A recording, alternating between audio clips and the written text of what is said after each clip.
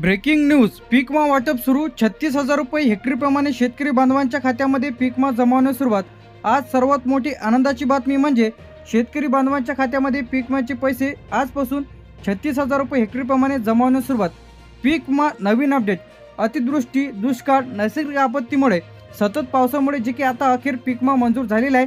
काही शेतकरी बांधवांना 8,000 इथं मिळत आहे, काही शेतकरी बांधवांना 12,000, 18,000, काही शेतकरी बांधवांना 36,000 याप्रमाणे इथं भरपाई इथं मिळत आहे.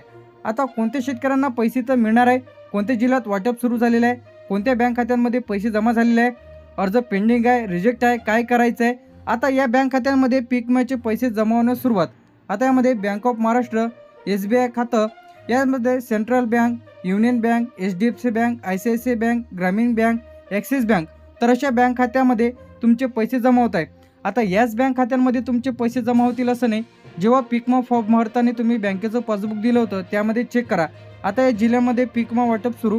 पुणे, नाशिक, जळगाव, बुलढाणा, अमरावती, यानंतर इथे आपलं परभणी, बीड, लातूर, नांदेड, यवतमाळ, अहमदनगर, तर या जिल्ह्यांमध्ये टप्प्याटप्प्याने पैसे इथे जमा होत आहे.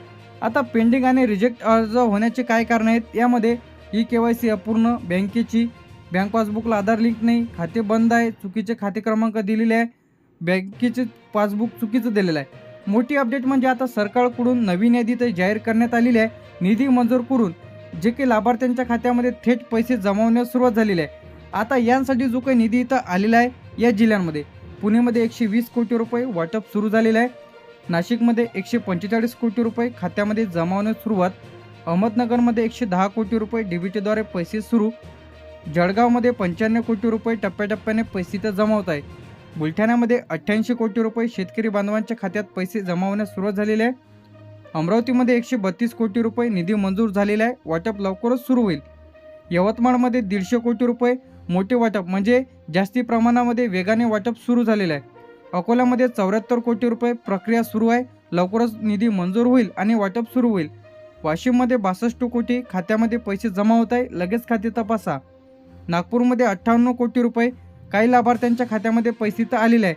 यानंतर इथे आपलं वर्ध्यामध्ये 49 कोटी रुपये DBTद्वारे पैसे सुरू झालेले आहे, चंद्रपूरमध्ये 67 कोटी रुपये वाटप सुरू झालेले आहे, गडचिरोलीमध्ये 35 कोटी रुपये मंजुरी मिळालेली आहे, लवकरच वाटप सुरू होईल, नांदेडमध्ये 140 कोटी रुपये मोठा निधी मंजूर झालेला आहे, वाटप लवकर होईल, लातूरमध्ये 98 कोटी रुपये खात्यात पैसे जमा होण्यास सुरुवात, बीडमध्ये 105 कोटी रुपये शेतकऱ्यांना लाभ इथं मिळत आहे, परभणीमध्ये 90 कोटी रुपये निधी वितरित करण्यास सुरू झालेले आहे, हिंगोलीमध्ये 42 कोटी रुपये प्रक्रिया सुरू झालेली आहे, धाराशिव उस्मानाबाद 70 कोटी रुपये DBTद्वारे पैसे खात्यामध्ये येत आहे, सोलापूरमध्ये 82 कोटी रुपये काही खात्यांमध्ये पैसे जमा सुरू झालेले आहे, सातारामध्ये 64 कोटी रुपये वाटप सुरू झालेलं आहे, सांगलीमध्ये निधी मंजूर झालेला आहे 53 कोटी, कोल्हापूरमध्ये 48 कोटी रुपये प्रक्रिया सुरू आहे, छत्रपती संभाजीनगरमध्ये 115 कोटी रुपये मोठ्या प्रमाणामध्ये वाटप सुरू झालेलं आहे, जालन्यामध्ये 86 कोटी रुपये खात्यामध्ये पैसे तर जमा होत आहे. यानंतर इथे आपलं धुळेमध्ये 57 कोटी रुपये मंजुरी मिळालेली आहे, लवकरच वाटप सुरू होईल, नंदुरबारमध्ये 39 कोटी रुपये टप्प्याटप्प्याने पैसे जमा होत आहे, रायगडमध्ये 28 कोटी रुपये DBT सुरू झालेले आहे, ठाण्यामध्ये 22 कोटी रुपये काही लाभार्थ्यांना पैसे इथं जमा होत आहे, पालघरमध्ये 31 कोटी रुपये वाटप सुरू झालेलं आहे, रत्नागिरीमध्ये 18 कोटी रुपये प्रक्रिया सुरू, सिंधुदुर्गमध्ये 14 कोटी रुपये निधी मंजूर झालेला आहे. आता मुंबई शहरमध्ये लागू नाही, मुंबई उपनगरमध्ये लागू नाही. यानंतर धाराशिवमध्ये 70 कोटी रुपये खात्यात जमा होत आहे, यानंतर गोंदियामध्ये 41 कोटी रुपये DBTद्वारे पैसे जमा होत आहे. आता मोठी आनंदाची बातमी म्हणजे शेतकरी बांधवांच्या थेट खात्यामध्ये पैसे जमा होत आहे. काही शेतकऱ्यांना 8 ते 36,000 रुपये, ज्यांनी पीक पाहणी केलेली आहे, क्रॉप इन्शुरन्स केलेला आहे, अशांना पैसे तर जमा होत आहे. ज्या शेतकरी बांधवांनी पीक विमा फॉर्म भरलेला आहे, ज्यांचा अर्ज मंजूर आहे, बँक खात्याला आधार लिंक आहे, तर अशांच्या खात्यामध्ये 36,000 रुपयाप्रमाणे पैसे येत आहे. ज्यांना कोणाला पैसे आले नसतील तर अशांनी पीक विमा कंपनीला आणि पीक विमा अधिकाऱ्याला लेखी अर्ज द्या.